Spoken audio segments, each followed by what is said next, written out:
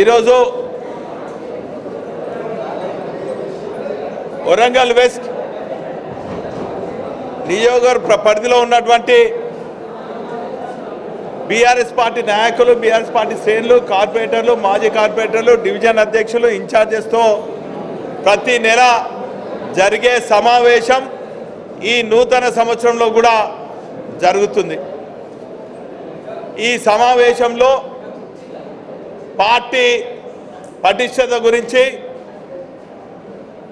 Party కార్యక్రమాల గురించి ఈ నెల 10వ తారీఖున గౌరవ పెద్దలు బీఆర్ఎస్ పార్టీ వర్కింగ్ ప్రెసిడెంట్ మాజీ మంత్రివర్యులు కేటీ రామారావు గారి అధ్యక్షతన తెలంగాణ భవన్లో పార్లమెంట్ ఎన్నికల్లో వివరించవలసిన వ్యూహం, పార్లమెంట్ సెగ్మెంట్ వారీగా ఈ నెల 10వ తారీఖున వరంగల్ వెస్ట్ బీఆర్ఎస్ పార్టీ శ్రేణులతోనే ఆ సమావేశం నిర్వహించుకుంటారు. కాబట్టి డివిజన్కు ముగ్గురిని ఆ సమావేశానికి తీసుకువెళ్ళాలి. కాబట్టి ఈరోజు ఈ సమీక్షా సమావేశం నిర్వహించుకుంటున్నాం. ప్రజాస్వామ్యంలో గెలుపు ఓటములు సహజం. కానీ తెలంగాణ సాధన కోసము త్యాగాల పునాది పైన స్థాపించినటువంటి పార్టీ బీఆర్ఎస్ పార్టీ. తెలంగాణ సాధించే క్రమంలో ఒక కఠోర దీక్షతోని గులాబీ శ్రేణులందరూ కూడా ఒకే ఒక లక్ష్యంతో అహర్నిశలు అనేక కష్టాలకు ఓర్చి తెలంగాణ వచ్చుడో కేసీఆర్ సచ్చుడో అనే నినాదంతో ఆనాటి ఉద్యమ నేత కేసీఆర్ వెంట గులాబీ సైన్యం అంతా కూడా వారు ఇచ్చినటువంటి ఉద్యమ కార్యక్రమాలను పెద్ద ఎత్తున విజయవంతం చేసిన దాంట్లో పోరుగల్ లాంటి ఓరుగల్లు, ప్రత్యేకించి హనుమకొండ, వరంగల్ వెస్ట్ నియోజకవర్గంలో ఉన్నటువంటి గులాబీ సైన్యం వారి త్యాగాలను ఎన్నడూ కూడా తెలంగాణ ప్రజలు మరవరు. అందులో భాగంగా 2009 నుంచి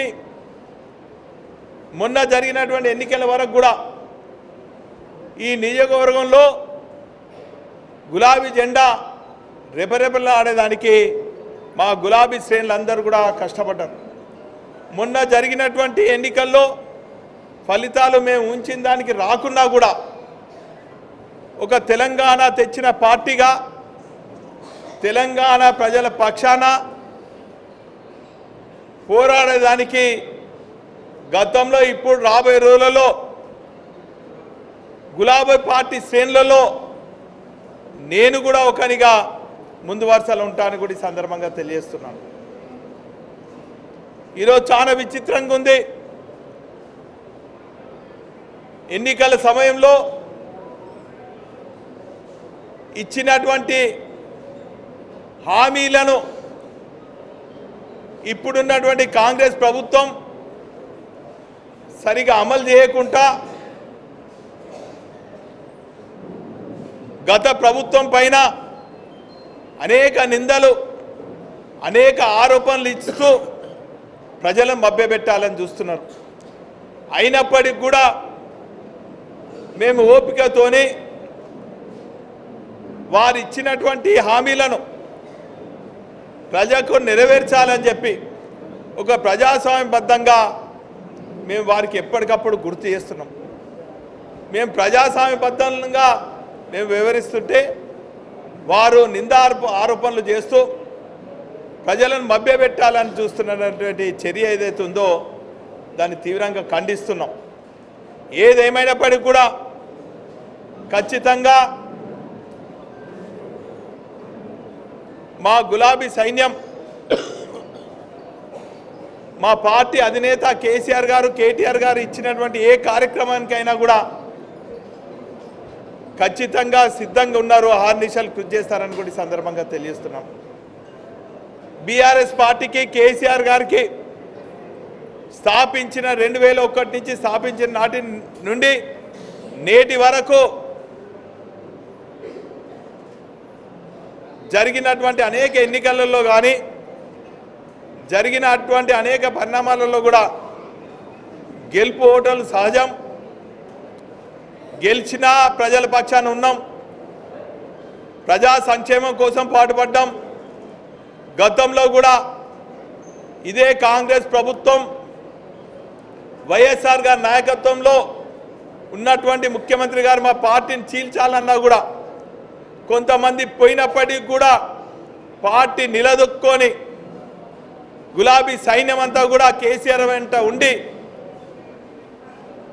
కఠోర దీక్షతోని గాంధీ మార్గంలో తెలంగాణ సాధించడమే కాకుండా సాధించినటువంటి తెలంగాణను అంబేద్కర్ గారి ఆలోచన విధానంతో దేశంలో ఎక్కలేని విధంగా సమాజంలో ఉన్నటువంటి పేద బడుగు బలహీన వర్గాల కోసం అనేక సంక్షేమ పథకాలు తెచ్చి ఈరోజు తెలంగాణనే ఆదర్శంగా నిలిచే విధంగా ఆనాటి ముఖ్యమంత్రి కేసీఆర్ గారు అనేక కార్యక్రమాలు చేపట్టినటువంటి విషయాన్ని ఇంకా తెలంగాణ ప్రజలు మర్చిపోలేని పరిస్థితులు ఉన్నారు.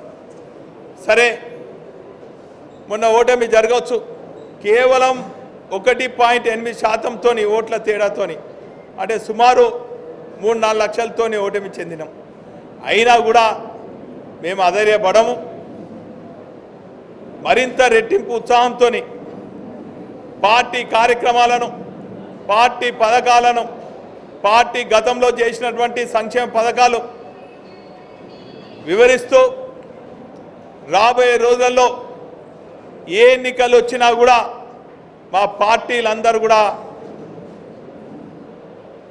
సుశిక్తులైనటువంటి కార్యకర్తలుగా, సైనికులుగా గులాబీ సైన్యం పనిచేస్తుందని కూడా ఈ సందర్భంగా తెలియజేస్తున్నాం. అందులో భాగంగా ఒక గులాబీ సైనికునిగా ప్రజల పక్షాన గతంలో కూడా కార్పొరేటర్గా ప్రజల పక్షాన పోరాడినా, నగర అధ్యక్షునిగా ప్రజల పక్షాన పోరాడినా, శాసనసభ్యునిగా 3 సార్లు ప్రజలు ఇచ్చినటువంటి అవకాశాన్ని, వారి నమ్మకాన్ని వమ్ము చేయకుండా తెలంగాణ రాష్ట్ర సాధన కోసం రాజీనామాలు చేసి ప్రజల పక్షాన ఉన్నా. 3 సార్లు 2 సార్లు అధికారంలో ఉండి ప్రజలకు కావాల్సిన మౌలిక సదుపాయాలతో పాటు ఈ నియోజకవర్గాన్ని అన్ని హంగులతోని, అన్ని రంగాలతోని పెద్ద ఎత్తున నిధులు తీసుకొచ్చి కొన్ని పూర్తయినాయి, కొన్ని ఇంకా పూర్తి కావాల్సినవి ఉన్నాయి. మరి ఈ సందర్భంగా ఏదో ప్రజాప్రతినిధి మారిందనో లేదో ప్రభుత్వం మారిందనో ప్రజల పైన మాత్రం కక్ష సాధింపు చర్య చేపట్టొద్దని చెప్పి ప్రభుత్వంలో ఉన్నటువంటి ప్రజాప్రతినిధి కాంగ్రెస్ నాయకులకు విజ్ఞప్తి చేస్తున్నాం. ప్రజలకు ఇంకా మెరుగైనటువంటి అభివృద్ధి కార్యక్రమాలు చేయండి, ప్రజల మెప్పు పొందండి, కానీ కక్ష సాధింపు చర్యలు వద్దని కూడా ఈ సందర్భంగా పాత్రిక మిత్రుల ద్వారా నేను విజ్ఞప్తి చేస్తున్నా. ఈరోజు ఒక గులాబీ సైనికునిగా, బీఆర్ఎస్ పార్టీ జిల్లా అధ్యక్షునిగా ఖచ్చితంగా ప్రజా సంక్షేమం కోసం, ప్రజల అవసరాలు తీర్చేదానికి ఖచ్చితంగా ప్రజల పక్షాన నుండి పోరాడతామని కూడా ఈ సందర్భంగా తెలియజేస్తున్నాం. మరి ఈ నెల 10వ తారీఖున గౌరవ BRS party working president KT Rama Rao గారి సమక్షంలో తెలంగాణ భవన్లో వరంగల్ నియోజకవర్గం నుంచి 90 మందిని, డివిజన్కు 3 అక్కడ తీసుకెళ్ళి పార్లమెంట్ ఎన్నికల్లో పార్టీ చేపట్టవలసినటువంటి వ్యూహాల గురించి, ఆ కార్యక్రమాల గురించి వారిని తర్ఫీదు చేస్తామని కూడా ఈ సందర్భంగా తెలియజేసుకుంటూ, ఏదేమైనప్పటికీ కూడా ఈ నియోజకవర్గంలో ఖచ్చితంగా గులాబీ శ్రేణులందరూ కూడా పటిష్టంగా ఉన్నారు.